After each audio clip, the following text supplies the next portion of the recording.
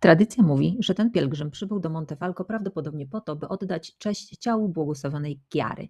Udał się do kościoła świętego Augustyna, aby uczcić relikwie błogosławionych Illuminaty i Chiarelli.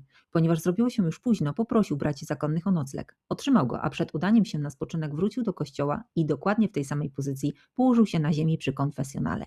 Rano zakrystian znalazł go martwego podczas otwierania świątyni. Początkowo sądzono, że śpi. Kiedy odkryto, że zmarł, natychmiast pochowano go wraz z jego cartes, dokumentami.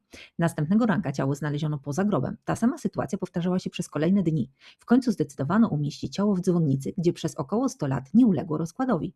Uznano to za cudowne zjawisko. Ojcowie zakonni postanowili więc złożyć ciało w szafie w tej samej pozycji i w tych samych pielgrzymich szatach, które miał na sobie w chwili śmierci.